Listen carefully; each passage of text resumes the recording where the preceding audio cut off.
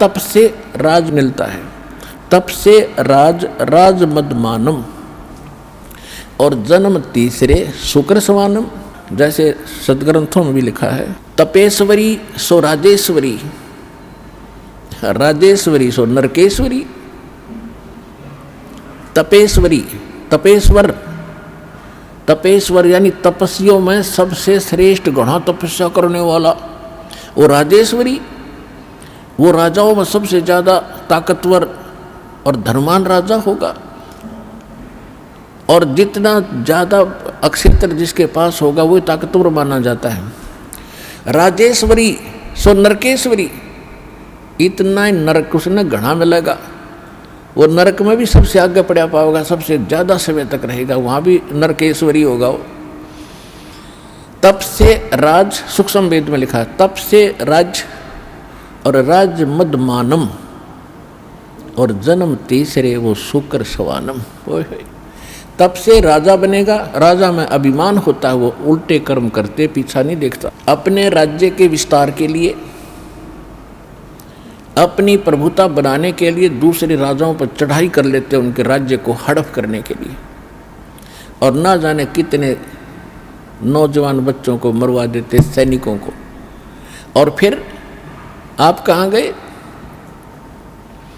कहाँ उनके राज आज गधे बनकर घूम रहे, वो कुत्ते गधे सूअर की योनि में राजा लोग।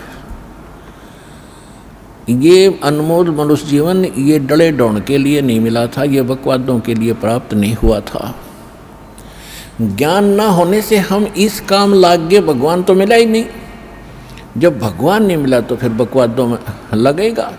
जैसे गाय के बच्चे को जब वो माँ का दूध पी रहा होता है तो क्या करता है धनी, उसको माँ का स्तन छुटवा के अपने हाथ की उंगली दे देता है दो मुख में, और वो थोड़ी देर तो उसको ऐसे ऐसे मारता चूसता रहता है जैसे दूध होगा इसमें।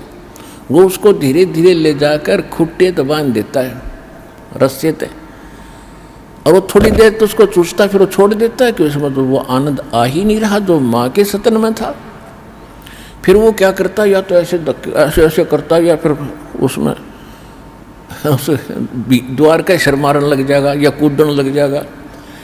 यानी जब उसको आनंद आ रहा था तब तो निश्चिंत वो आनंद ले रहा था, और जब वो छूट गया तो आनंद जिसको उसने उंगलियों को सतन मान के थोड़ी देर तक चूसा वो छोड़ दिया, क्योंकि उसमें वो आनंद नहीं। फिर लग गया टक्कर मारने द्वारों के। तो हमारे साथ वो बन गई।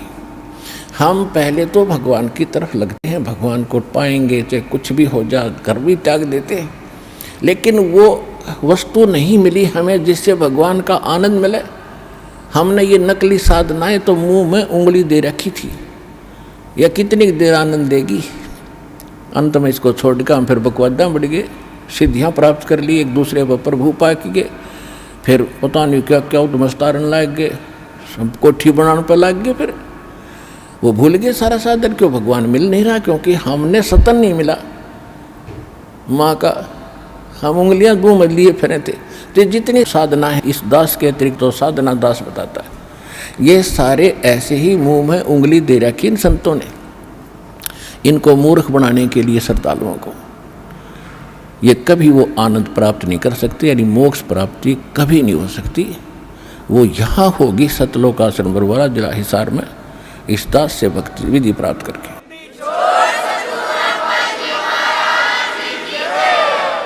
तो क्या बताते हैं, केले की कोपीड है और फूल पान फल खाही, नर का मुख नहीं देखते वो बस्ती डकट ना जाही। वो जंगल के रोज हैं जो मनुष्यों बिद के जाही, निस्दिन फिरो उजाड़ में नो परमात्मा पावे नाही।